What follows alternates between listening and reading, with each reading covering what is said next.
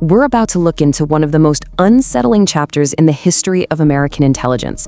It's a story all about power, about paranoia, and a secret war. One that wasn't fought on a battlefield, but inside the human mind itself.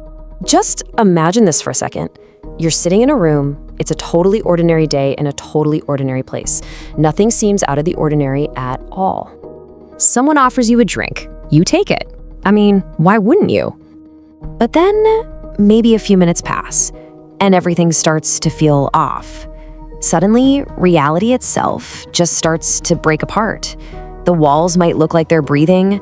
Your own thoughts, they don't even feel like they're yours anymore. This wasn't some accident. You have just become an unwilling part of a secret government experiment. So how on earth could something like this happen?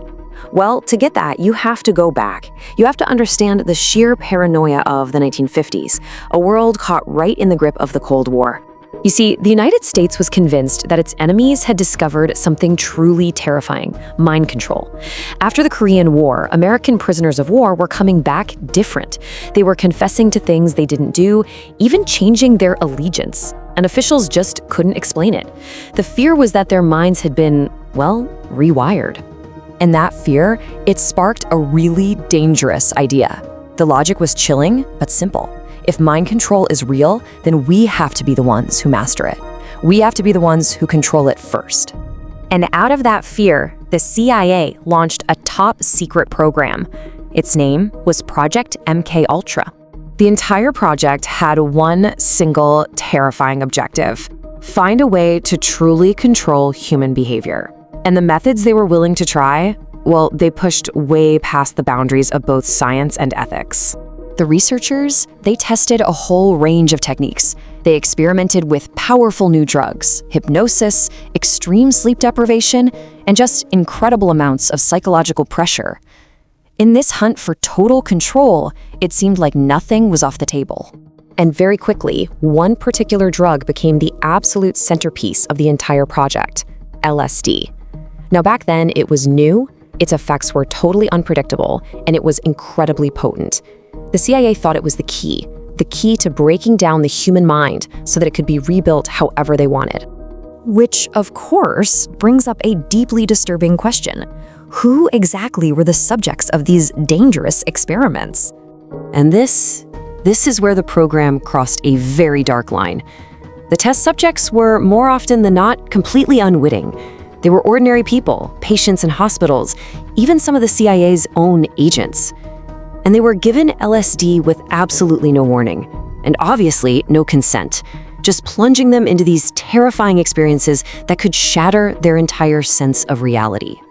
Some of these experiments were just truly bizarre and sinister.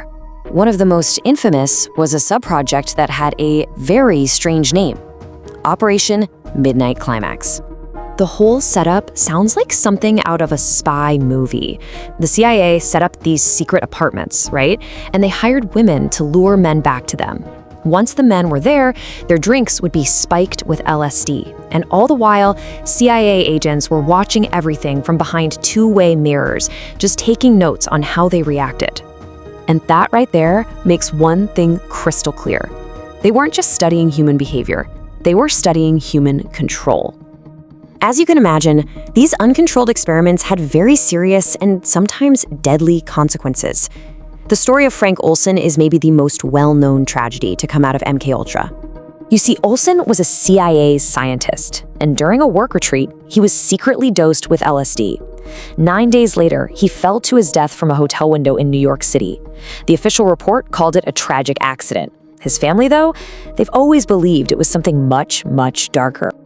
So by the early 1970s, whispers about MKUltra were starting to get out, and Congress started launching investigations.